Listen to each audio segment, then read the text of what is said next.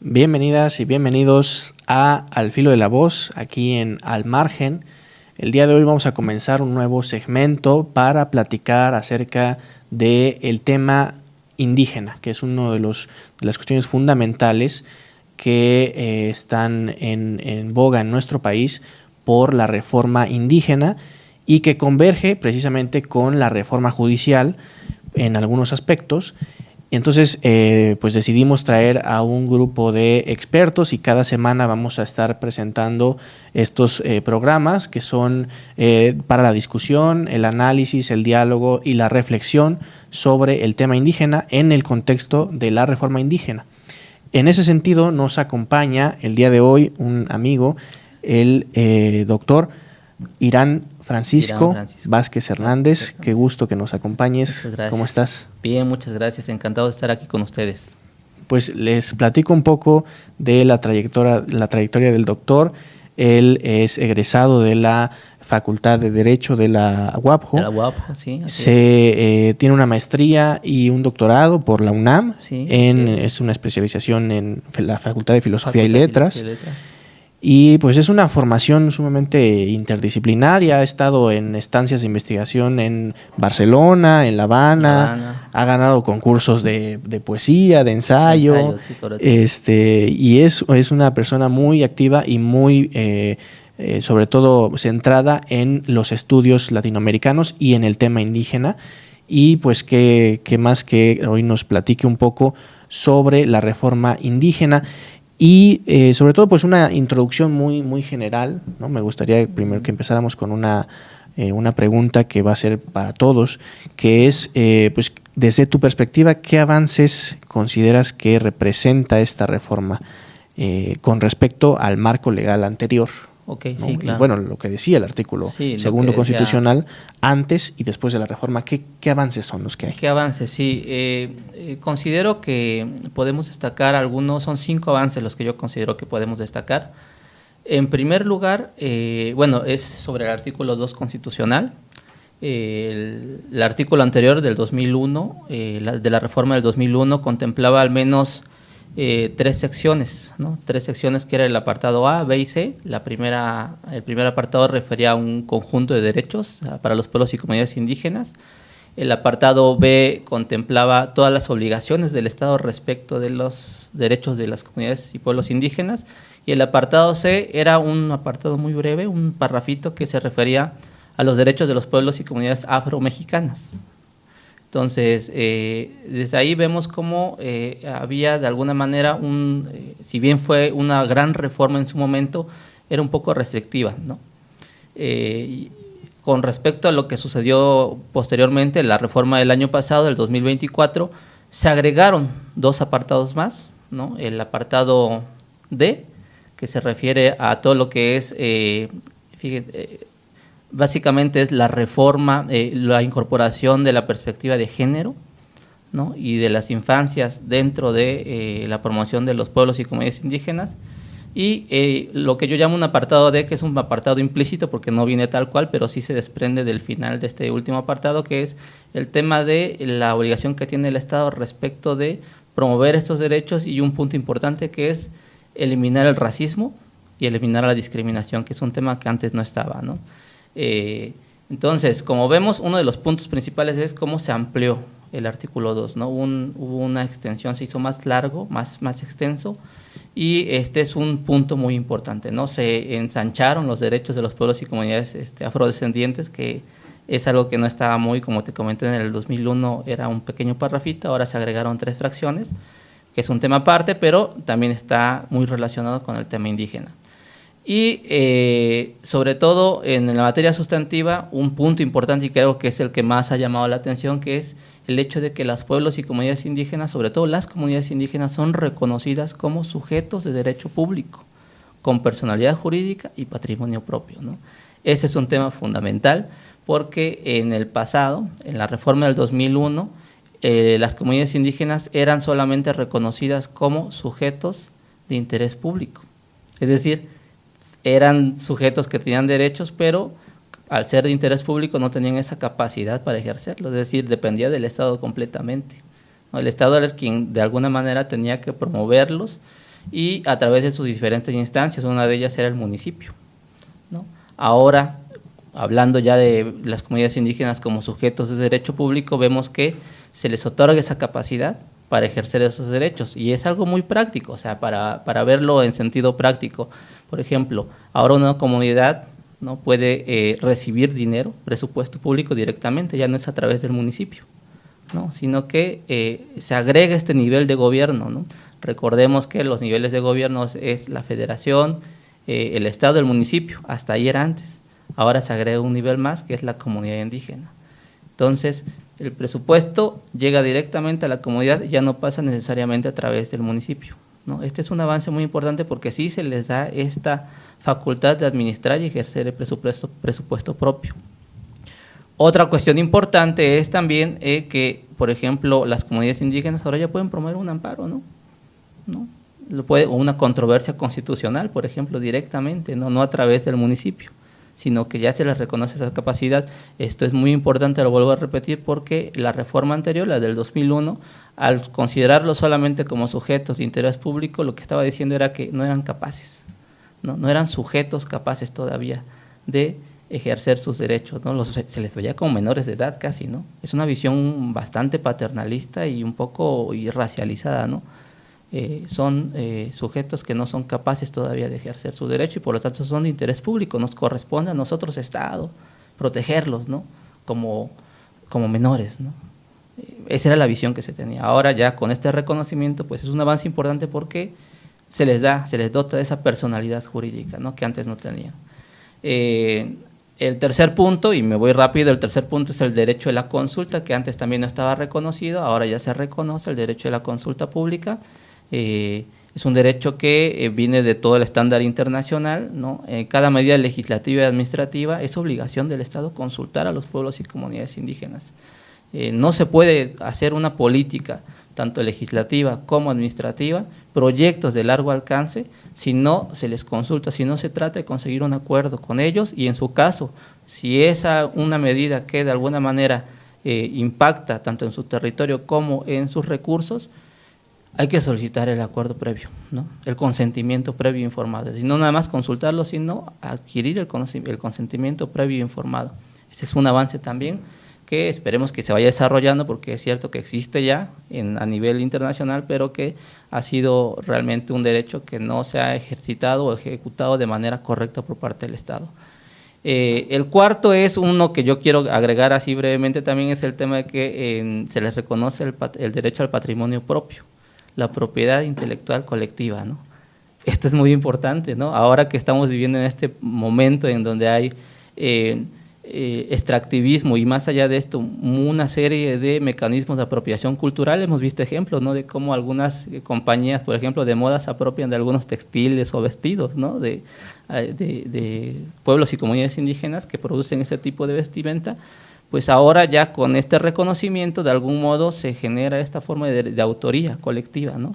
Y hay que registrarla, ¿no? Como si fuera un derecho de autor y también hay que registrarla como propiedad colectiva y se debe registrar este patrimonio cultural, material e inmaterial en un catálogo nacional del patrimonio nacional. Es decir, genera una serie, ¿no? de mecanismos para proteger y resguardar estos derechos. Y por último, creo que otro tema importante, y aquí ya con eso cierro los 5 puntos que creo que son importantes, es el tema de la jurisdicción indígena, ¿no? Ya estaba reconocido en el apartado A, fracción segunda de la reforma del 2001, pero ahora lo que pasa es que ya como categoría tal cual aparece constitucionalmente el tema de las comunidades indígenas tienen derecho a ejercer su jurisdicción indígena, ¿no? Es decir, se constituyen como un órgano jurisdiccional propio, ¿no? Son jueces, ¿no? Que son colectivos, como colectividad pueden ejercer justicia, ¿no? Y esto es muy importante. Yo creo que son los 5 puntos que yo creo que debemos resaltar de la reforma indígena, ¿no?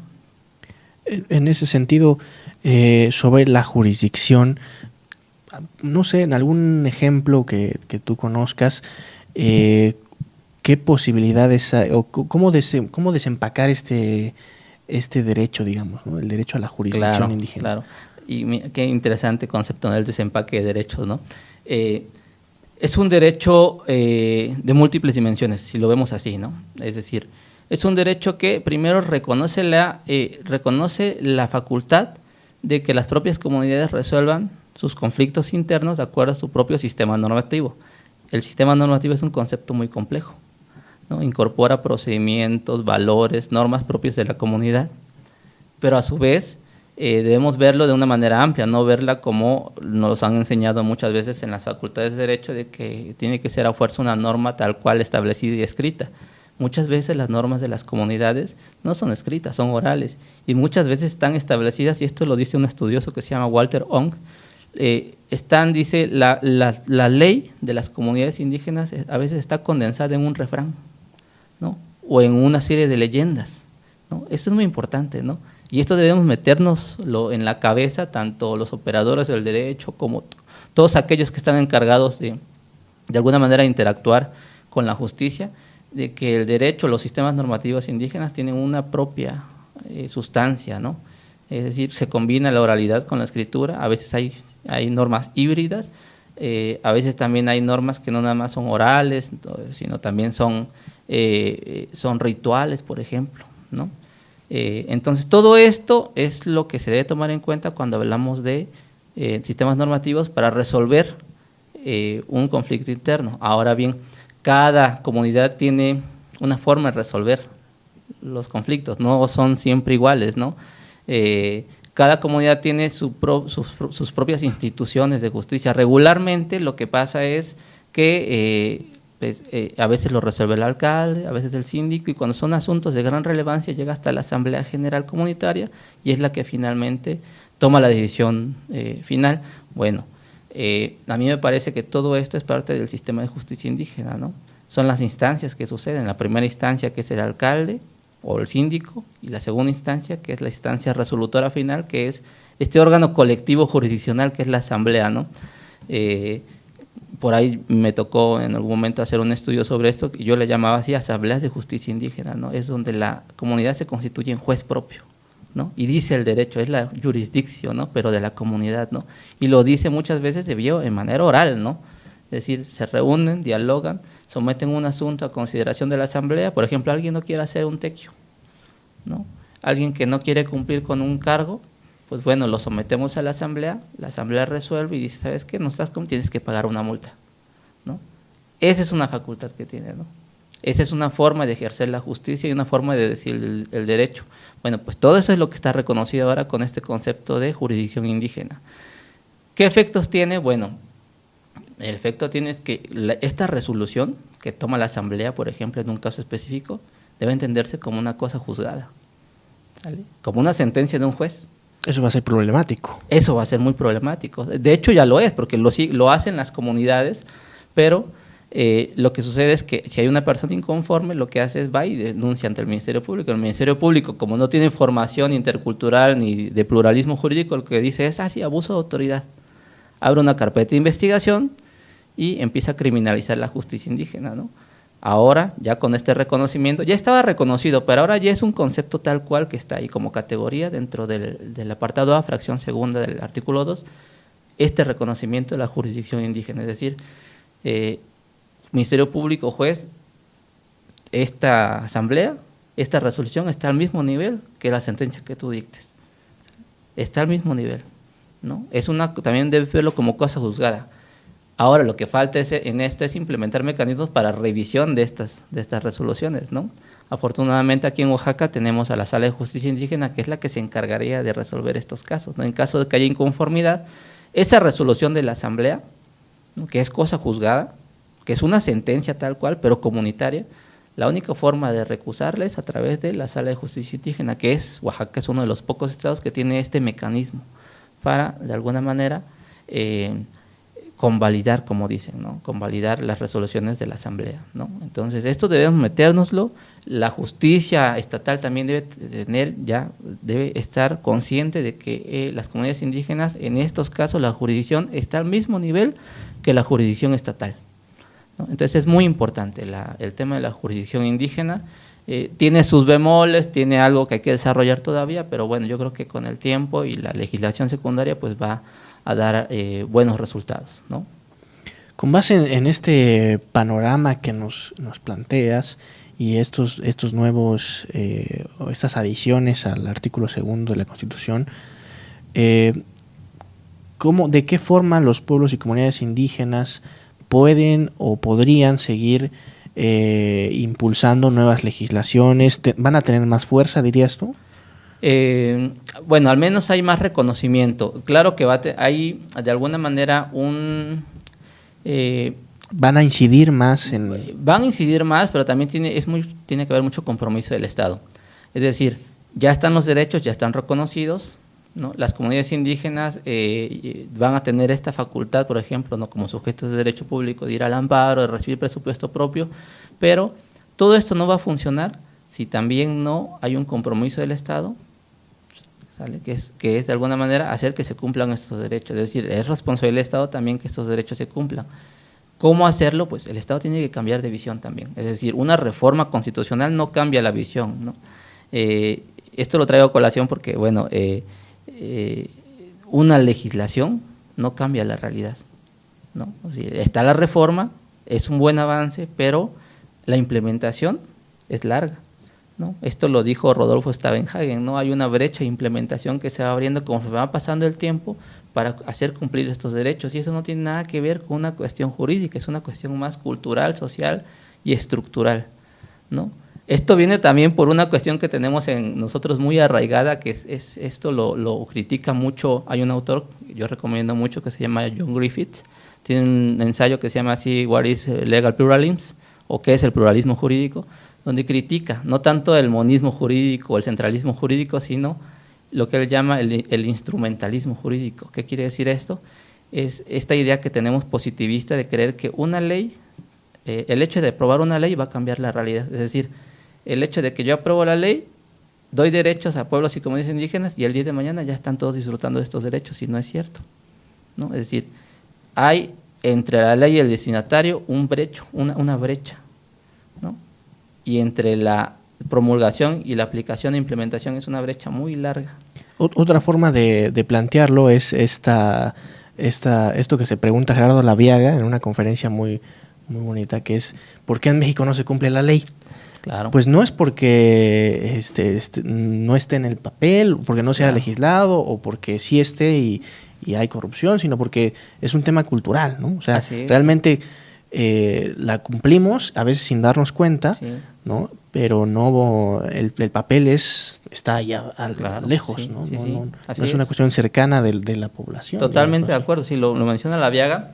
En ese sentido es la cuestión más que nada, estos temas, sobre todo el tema de derechos de los pueblos y comunidades indígenas, y en general cualquier tema, pero estos temas requieren no nada más un análisis jurídico, requiere también de un análisis sociocultural, ¿no?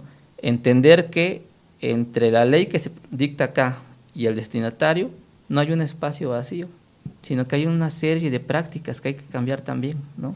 Y esa serie de prácticas y rutinas es lo más importante, ¿no? Entonces se requiere una política, una agenda general de implementación de esta reforma. O sea, ya tenemos un primer paso, que es el piso, pero ahora hay que irla desarrollando y generar toda una serie de políticas y estrategias para que se lleve a cabo. Entonces, yo creo que no es tanto que las comunidades indígenas deban incidir, sino más bien que el Estado deba cumplirlas, ¿no? Las comunidades indígenas no tanto han incidido, sino que han luchado, ¿no? O sea, la historia del reconocimiento de los derechos de los pueblos y comunidades indígenas no es una historia de reconocimiento del Estado porque quiera, sino más bien es porque el movimiento indígena ha estado insistiendo, reconoce mis derechos, desde el siglo XX hasta en adelante. Y lo digo del siglo XX porque es una cuestión que estuvo sepultada en el siglo XIX. En el siglo XX es cuando empieza primero este reclamo agrario, ¿no? El reclamo agrario, devuélveme tierras. Después llega en los años 60 el reclamo de la pobreza, dame también salud. Hasta que llegamos a los años 90 y es la eclosión del movimiento indígena donde dice, reconoce mi autonomía, reconoce mis derechos, Estado. Es un camino largo, ¿no?, de estar tocando y empujando a la puerta del Estado para que el Estado abra pequeños resquicios y diga, te doy estos derechos. Esto es importante, ¿eh?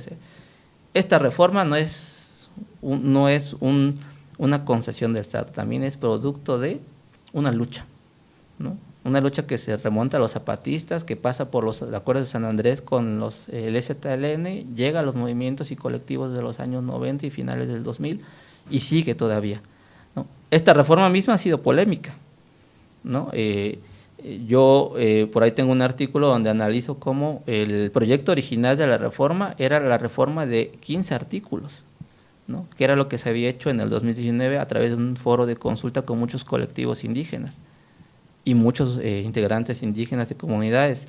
Al final solamente se terminó haciendo la reforma al artículo 2 porque por una lógica un poco también legislativa y reductiva se piensa que el artículo 2 es el único artículo que tiene que ver con lo indígena, ¿no? Pero también está el artículo 115, está el tema del municipio, ¿no? Está también el tema del Poder Judicial, ¿no? Si estás reconociendo jurisdicción indígena, ¿por qué no reformas también el artículo 94 de la Constitución, ¿no? Y el 21 también, que tiene que ver con la facultad investigativa del Ministerio Público. Bueno, estás reconociendo jurisdicción indígena, reconoce mecanismos también de investigación y de coordinación con las comunidades indígenas. Es decir, hay una serie de todavía pasos por implementar a nivel legislativo, no todavía, y que se deben de alguna manera desarrollar a nivel de legislación secundaria. Afortunadamente, pues se está desarrollando, están los proyectos, están los trabajos, habría que ver hasta dónde llegan, ¿no? Pero es un avance gracias a la lucha del pueblo, de los pueblos indígenas, ¿no? Es un avance y entonces, ¿cómo incidir? Los empodera, pero aún así sigue siendo limitado, tanto a nivel legislativo como a nivel social estructural, ¿no? Tiene que seguir, ¿no? El Estado tiene que asumir el compromiso de verdad, para retomar a Ronald Dworkin, tomarse los derechos en serio de las comunidades indígenas, ¿no? Esto es lo que tiene que hacer. Y bueno, justo ese es uno de los propósitos de este espacio, ¿no? El hecho de informar a toda la población, Claro. ¿no? ¿Qué implica la reforma indígena? Claro. ¿No? Y hay un punto en particular que quisiera que con eso cerráramos esta charla de hoy, que es el tema en el que converge la reforma indígena y la reforma judicial. Nos decías hace un momento, pues habría que reformar también el 94. Sí, ¿no? Sí. Explícanos un poco cómo ves esa parte de la reforma, o de las reformas. Sí, sí, yo creo que aquí esto es algo que me interesa mucho, porque lo comentaba por ahí en algún momento. El hecho de que ambas reformas se publicaran casi al mismo tiempo, en octubre del 2024, salió la reforma judicial, la reforma indígena. Esto es un hecho simbólico, no es un hecho aislado, es un hecho simbólico, ¿no? Más allá del contexto, el evento político, es un hecho simbólico porque son las dos grandes reformas que se hicieron o que se han hecho en los últimos 10 o 20 años al menos, ¿no? Entonces, pero son dos reformas que de alguna manera nacieron, pero fueron por caminos diferentes, ¿no? La reforma judicial, pues es una reforma que tiene un vector más, digamos, electoral, formal, que se hizo en la parte orgánica de la Constitución. Es una reforma de alguna manera que cambió todo el sistema, ¿no? Político, jurídico mexicano, pero de una manera formal o estructural, ¿no? Y la reforma indígena pareciera que no incide, pero sí. El hecho de que se reconozca la jurisdicción indígena, por un lado, nos está diciendo de que hay otra forma de hacer justicia, ¿no? Es decir, dices, quiero una nueva forma de hacer justicia con la reforma judicial, ¿no? Que se democraticen los jueces, que se elijan los jueces, sí. Pero también hay otra forma, que es la de las comunidades indígenas. La cuestión aquí es cómo compatibilizar, ¿no? Lo que yo decía es lo siguiente, y esto se hace, fíjate, hasta es interesante, esto se hace en la parte orgánica y esto en la parte dogmática. No hay un diálogo entre estas, ¿no? Por ahí lo decía que era como dos hijos que nacieron y los separaron al nacer, ¿no? Hay que juntarlas, ¿no? Ya tengo la reforma, vamos a elegir jueces, ¿no? Pero ahora, ¿qué perfiles de jueces, ¿no? Necesitamos perfiles de jueces que también sepan de esta, ¿no? Que sepan de algún modo que existe otra forma, que esta reforma del indígena y sobre todo el reconocimiento de la jurisdicción indígena modifica completamente a la forma en cómo se imparte justicia desde el punto de vista del Estado, porque ahora esta tiene que tomar en cuenta a la justicia que se imparte en las comunidades indígenas. Entonces, si los jueces de acá que van a ser elegidos no conocen esto o no tienen una formación intercultural y pluralista, entonces va a ser más de lo mismo, ¿no? Lo comentaba, es como vaciar vino nuevo en odres viejos, ¿no?